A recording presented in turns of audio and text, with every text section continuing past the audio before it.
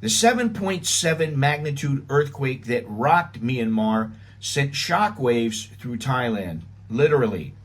Buildings shook, public transportation was shut down, and people ran into the street in panic.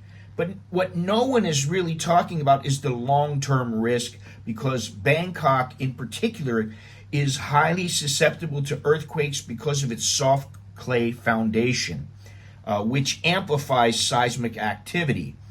While many do not think of Thailand as an earthquake-prone zone, the data tells a different story.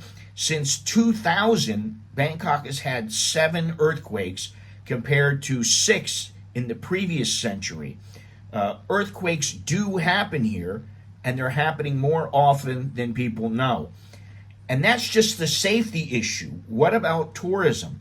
Thailand's economy was already struggling and starting to make a return, but this earthquake could be the final nail in the coffin, although I kind of doubt it, for the country's biggest industry.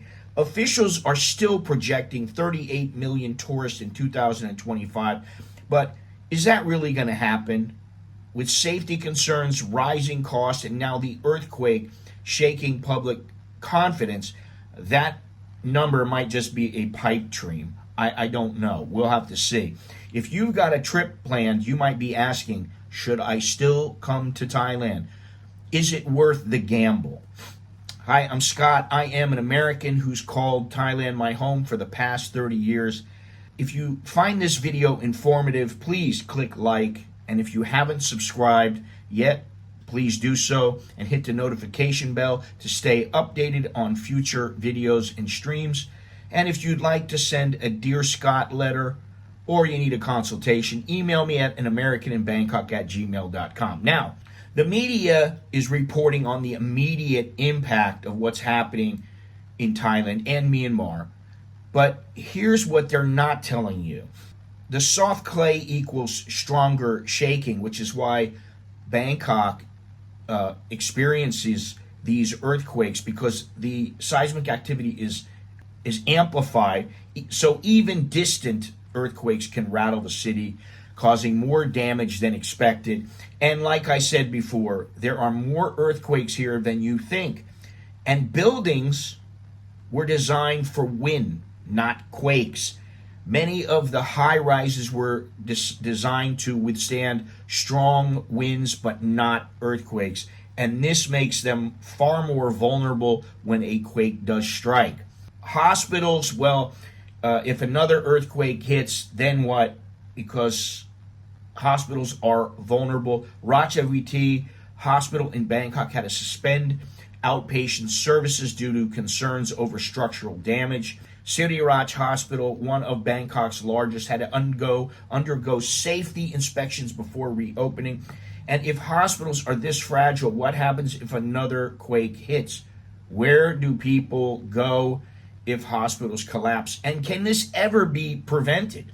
No matter how strong the buildings are built and earthquake-proof they supposedly are, can you ever be 100% sure? Now, also with public transportation, a disaster may be waiting to happen because the BTS and MRT are vulnerable.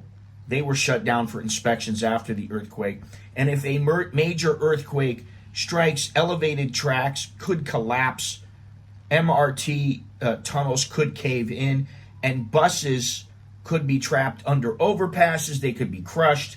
And I don't want to be up 50 feet in the air on the SkyTrain when an earthquake hits, or I don't want to be below ground in the MRT if the earth collapses on top of it.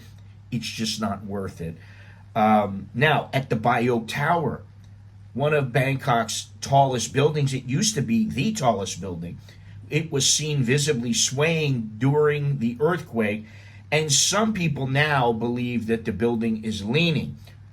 Officials claim that it's safe, but let's be honest, if you're 50 floors up, do you really feel safe? Do you want to risk going up to the 50th floor or the 100th floor? You really want to risk that? Because I don't. I've already been there many times. I don't need to go back. All right, so how is this going to affect tourism? You know, the economy here, it depends on tourism. And despite during the COVID times, the government saying we need to have other ways to bring in revenue, tourism is still their main source of revenue, one of their main sources of revenue. And it's been struggling to return in 2024, 2025, and the earthquake just makes it even worse. Foreign tourists are already hesitant due to the high cost, visa restrictions, tightening visa restrictions, and safety concerns.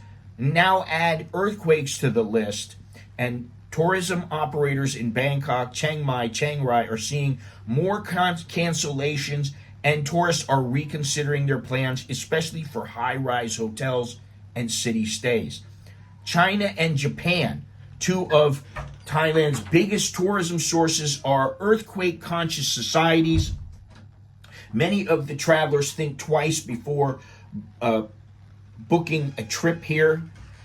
So even though the earthquake happened, Thailand is still predicting 38 million tourists this year, and that is a bold prediction considering that airfare and hotel prices are up. Tourists are already unhappy with Thailand's rising costs, and the earthquake just made safety a new concern here. Believe me, people are not thinking about going into high-rise hotels. They don't want to be up on the 50th floor or the 20th floor for that matter. So is 38 million realistic, or is it just government optimism to keep investors happy? Because I believe tourism is their main industry. They will say just about anything to get people to come here. Let's get real about canceling your trip. Is it overblown fear? Is it fear-mongering? Or should you really consider it? Now, it depends on three things. The first is your risk tolerance. If you don't like uncertainty, Thailand might not be the best bet for you right now. Another earthquake could happen tomorrow. It could happen 5 minutes from now, or it could be 20 years from now. No one knows. It's unpredictable. So if you're headed to Bangkok, Chiang Mai, or Chiang Rai, where the strongest tremors are usually felt, you might want to rethink it, but you can always go to Phuket or Koh Samui, where the earthquakes are unlikely to have an effect. These beach destinations sit farther south and are not as vulnerable to seismic activity as Bangkok and farther north. If you do come, have an earthquake plan just in the back of your head.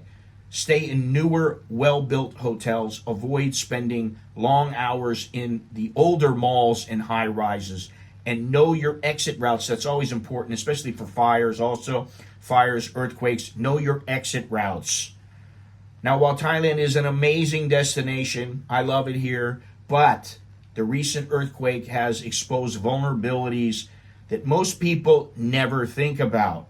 So would you still travel to Thailand now? Let me know in the comments, because I'm sure there are some people out there who are like, no, I'm not going there. There's no reason for me to go right now.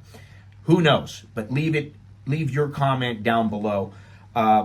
So that's it. If you found this video helpful, please like, subscribe, and hit the notification bell. Your support helps keep this channel going. And that is all. Until next time, I'm Scott. I'm an American in Bangkok. Chok di leo jerken mai. That is good luck, and see you again. Take care.